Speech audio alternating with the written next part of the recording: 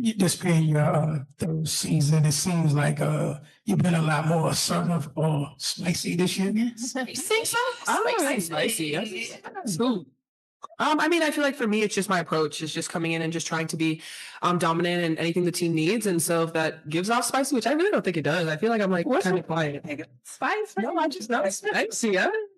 But yeah, I feel like that's just been my mindset. Is just coming in and just being the player that I need to be for us. Whatever that looks like, it looks like. The Indiana Fever just secured their playoff spot with a huge 94-65 win over the Washington Mystics. This wasn't only a victory on the scoreboard, it was about staying strong and proving they belong. Even without Caitlin Clark and four other injured players, the Fever found a way. Aaliyah Boston shared a simple but powerful message after the game, and it's now become the team's guiding mindset. Her words have fans talking, and they might just explain how Indiana is keeping their season alive against the odds.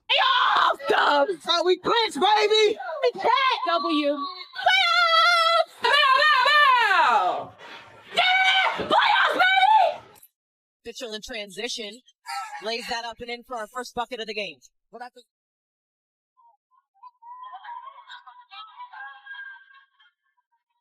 Sims off the cross again into the paint, lays it up and in. How does a playoff team lose half of its main players and still keep going? That's the challenge the Indiana Fever faced this season. Their roster wasn't just hurt, it was torn apart. Caitlin Clark, the young star meant to lead a new era, went down after just 13 games with a groin injury. Sophie Cunningham and Chloe Beebe both suffered knee injuries. Sydney Coulson was sidelined, and Ari McDonald was ruled out with a foot injury. That's 5 key players gone. For most teams, losing that many would mean the season is over. But for Indiana, it turned into their biggest test. Whatever reason, things happen, and you've got to continue to put your best foot forward. You got to continue to stay the course.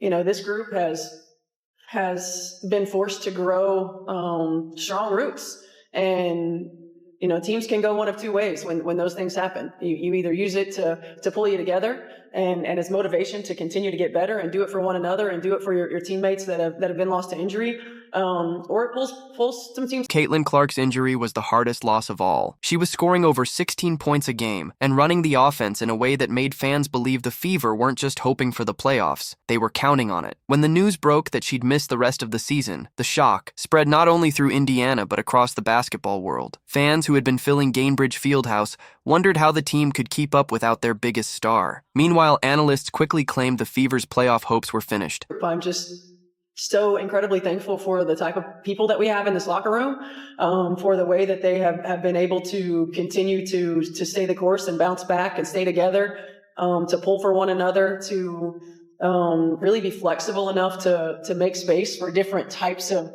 teams that we've had throughout the course of the year, and to continue to put ourselves in position. And it wasn't just Clark. The Fever went through so many changes that the team hardly looked the same. At times, it felt less like a steady roster and more like a train that players were jumping on and off. Over the season, 18 different players wore the jersey.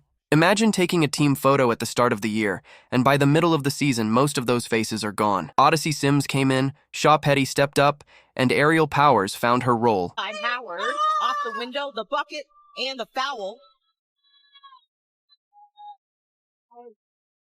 Patty 3 knocks it down again.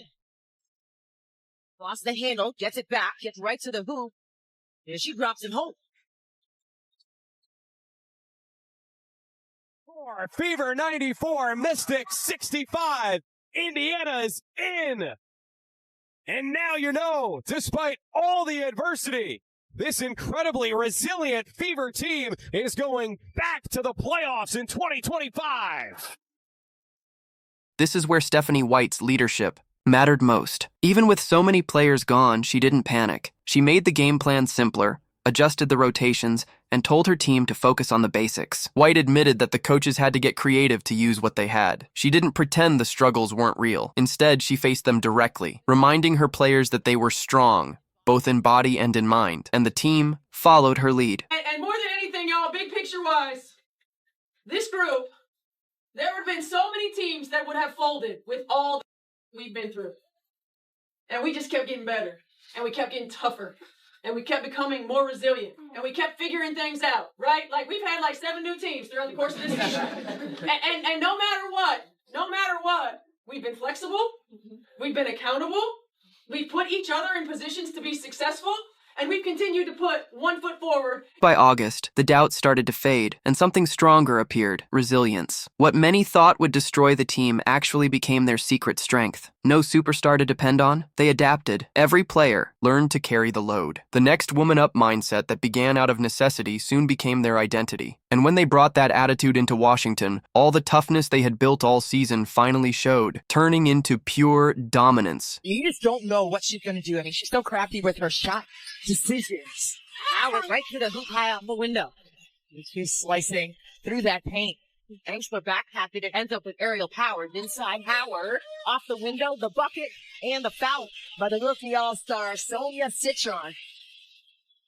Howard quickly back to... How do you turn heartbreak into a 29-point victory? The Indiana Fever showed the answer on the road against the Washington Mystics. Their win wasn't just big. It felt like a statement to the whole league. This wasn't any ordinary game. It was the one that sent them back to the playoffs and proved they could win even without Caitlin Clark. At first, it didn't look like a blowout. Washington started strong, making Indiana take tough shots and keeping the score close. The Bringtasm offense struggled early, and you could feel the tension. With Clark, Cunningham, McDonald, Beebe, and Coulson all out, the question hung in the air. Could Indiana really hold on, or would this game slip away? Stay home because she had an occupied side.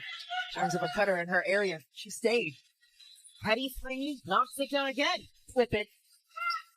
He's just such a solid stabilizer for Washington. Howard, right to the hoop, lays it up and in. Fourth foul on Austin. Boston down low. Double tongue, drops back to Howard. By halftime, the game was still close, but everything changed in the third quarter. The Fever tightened up on defense, not just slowing Washington, but shutting them down completely. The Mystics scored only 9 points in the whole quarter. 9. That's not just bad shooting, that's total lockdown defense. Indiana broke up passes, challenged every shot, and suddenly looked like the team that wanted it more. From there, the lead exploded, past 20, then 25, and at one point even reaching a 33-point difference. Got that rebound. Here's Powers. Lost the handle, gets it back, gets right to the hoop. There she drops it home. 8 on the shot clock here for Citron. So 3-3 that. And then they got the switch they want. Oh, couldn't get it in. Tough turnover there for Washington. The loose ball collected by Dolson, and Citron brings it over half. Powers in the passing lane. No one to beat. Lays it up and in. See if they can get back to that and connect plays with stacked possessions with that level of effect. The stats showed one side of the game, but the plays told the real story. Natasha Howard delivered when Indiana needed her most. She scored a game-high 17 points, attacking the rim again and again, and making sure Washington paid every time she got the ball. Got a piece of glass for the finish there. Boston seal inside, comes right back for the... Aaliyah Boston showed her steady dominance once again, recording another double-double with 12 points and 11 rebounds. She controlled the paint on offense and defense, setting the tone for Indiana. Her strength inside made it difficult for Washington to find rhythm, giving the Fever a huge advantage all game. And in the playoffs, ain't nobody gonna want to see us. No one is gonna want to see us. That's right. Nobody. I'm not gonna say it, but yes. So we continue to focus on competing to the standard, preparing to the standard, all right? And then we scare the hell out of this league. With playoffs coming. Here we go. Hell yeah, 3, 1, 2, 3. The Indiana Fever proved that this season is about more than survival. It's about belief. Against Washington, every player stepped up. Aerial Powers came off the bench with 15 points, 6 rebounds, and 4 assists, providing the spark the team needed. Lexi Hull dove for loose balls and turned defense into fast breaks, while Shea Petty lit it up from 3, going a perfect 3 for 3 and finishing with 13 points. Even on a tough shooting night, Kelsey Mitchell added 10 steady points. By the end, 5 Fever players scored in double figures, showing the balance this roster has built. The star of the night, once again, was Aliyah Boston. With 12 points, 11 rebounds, and 5 assists, she controlled the paint and broke the franchise record for double-doubles in a season. But her biggest contribution wasn't just stats, it was leadership. After the game, she told her teammates, "Never doubt yourself and what you're capable of." Those words quickly became a rallying cry, spreading across the locker room and even to fans online. This team has been tested by injuries, but instead of breaking, they've grown stronger. The Fever are playoff bound, and with their grit and unity, they've become a team nobody wants to face.